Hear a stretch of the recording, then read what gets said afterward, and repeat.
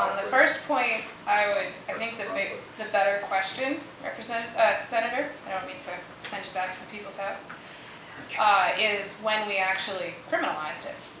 So that wasn't that long ago either.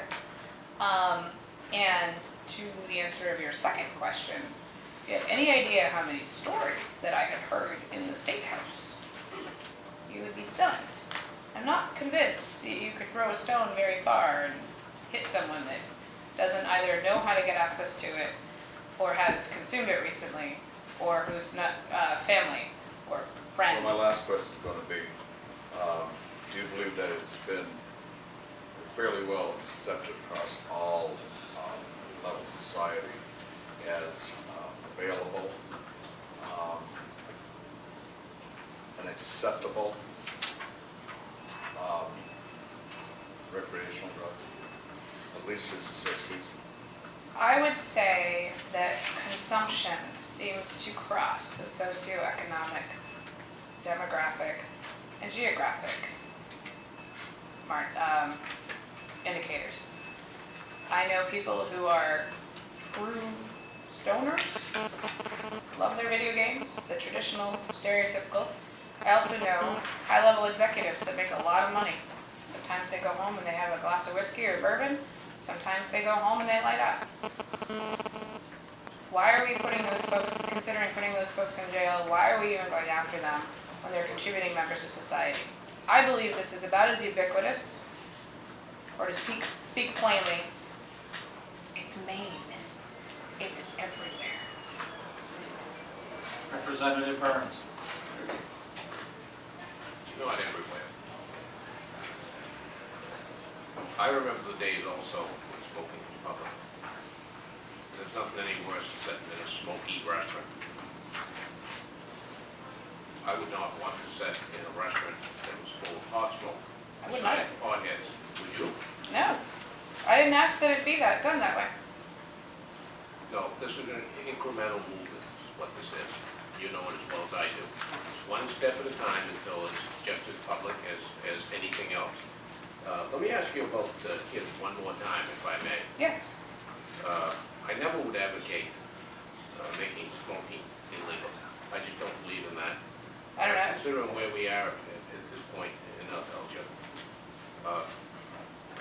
But it is legal, and how's that working out for our kids?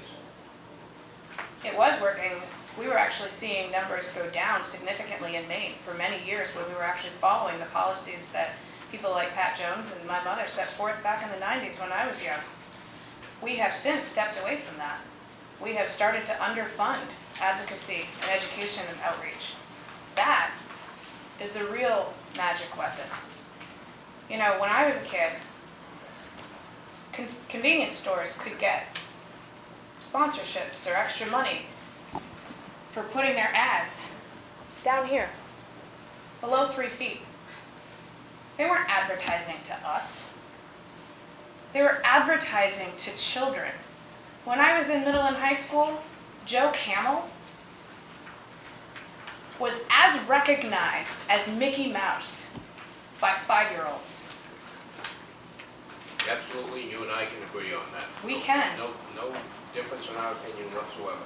But I want to ask you, if this moves into the legal zone, and adults and I guess sports figures and all those other things that Joe Campbell has used become prevalent in young people's lives, you don't think that's going to cause an increase in the illegal use by young people, honestly? 82% of seniors, Representative Burns, are saying that marijuana is either easily accessible or accessible. That number has not gone below 80% since the 1970s. I don't think you answered my question, Representative. I think I did. This is not, You don't we think already it'll have make a problem.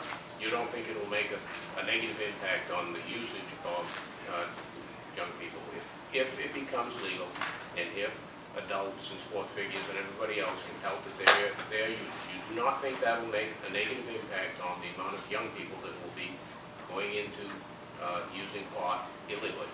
I don't accept the premise, Representative Okay, Burns. that's all I'm asking you. I don't accept the premise because we're already there.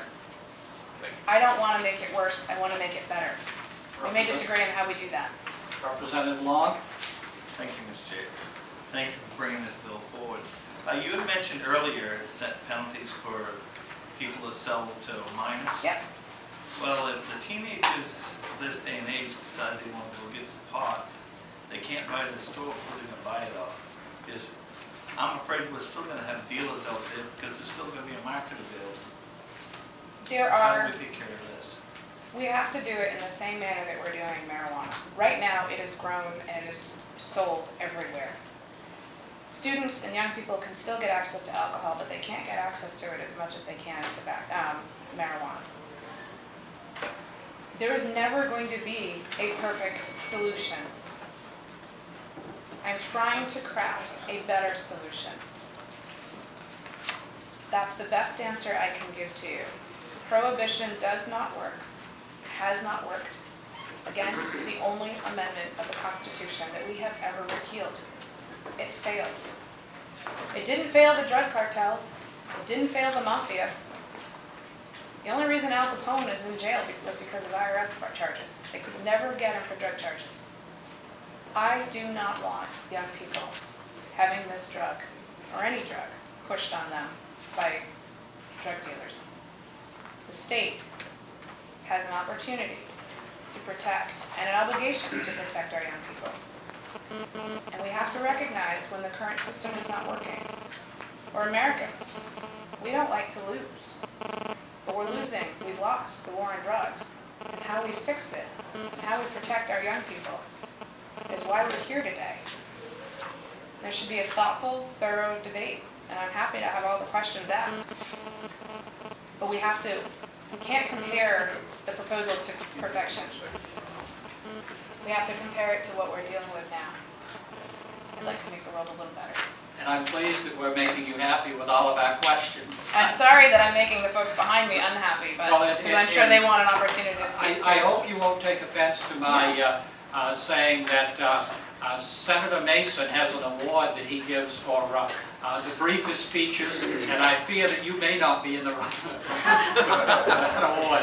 My speech was short. The answers were not. Representative Burns. Thank you, Mr. Chair. I'm very sorry to keep coming back and taking more than my fair share, but this is such an important subject. It deserves the discussion, it deserves the debate. Did I just hear you say that my grandson in high school can go and get pot easier than he can get illegal liquor? Yep. Can you prove that? Yes. I will bring it back to you. Please do. Any further questions for Representative Russell? Seeing none, the chair understands that Representative Russell yields time to Lieutenant Cole. Is that the order? Yes, let me just, I don't mean to interrupt, but I don't know if I know those folks are going to be here. I don't know if Representative Libby has a place to be or not. So I would suggest that my folks may be able to stay. I don't know if Representative Libby can. But yes, I would love to yield my time to those two folks. Representative Libby, we anticipate about 7 minutes for each of those speakers. Will that put you in a difficult position? Or? It's up to you. I do have committee, so it's your discretion. All right, if it's all right with Representative Russell, we will take Representative Libby next, and then any other co-sponsors, then we'll still allow Representative Russell to yield time. So Representative Libby, if you approach the microphone. Thank you, Mr. Chair, and thank you to the members of the committee. This is Representative Burns was right. This is a very important issue and it needs a serious debate.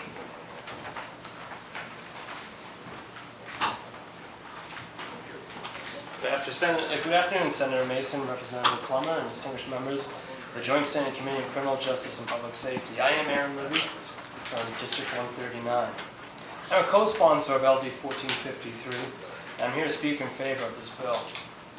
I am not here to be an advocate for drug use, drug abuse, nor am I in favor of tobacco use or alcohol abuse.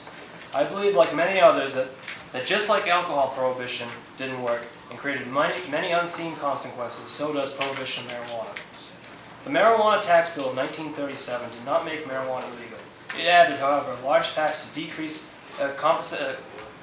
consumption and purchases. The American Medical Association testified against the marijuana tax bill. The AMA agreed that the regulation of marijuana, agreed with regulation of marijuana, but not the tax on marijuana. The marijuana tax bill was found unconstitutional in 1969 and was replaced by the Comprehensive Drug Abuse Prevention and Control Act of 1970. A recent Wall Street Journal article written by Mary O'Grady titled "The Economics of Drug Violence" noted that the Mexican officials estimate that the marijuana business makes up more than half of the Mexican cartel's income. A New York Post journalist stated that Mary O'Grady explains the current prohibition on marijuana in the United States strengthens the power of Mexican drug cartels. Legalization in the U.S. would mean a greater competition within the marijuana market, which would break up the power of the cartel's current monopoly. The next paragraph I'll skip because it's a mission statement that you will hear from someone further down. Prohibition has been proven to increase crime, increase government spending, and pushes products to be sold in the black market, where safety concerns of the product will surely increase. Drug prohibition is the main source of income for drug cartels, gangs, and terrorists. These factors should be considered during decisions in this bill. The 18th Amendment was ratified to stop the sale and consumption of alcohol, as you know, and the 21st repealed that.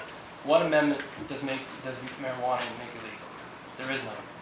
We didn't follow the constitutional process with that. And I'd be more than happy to answer any of the questions that you have.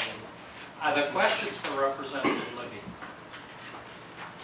Seeing none, we're letting you off easy. Okay, thank you. Thank you. Were there any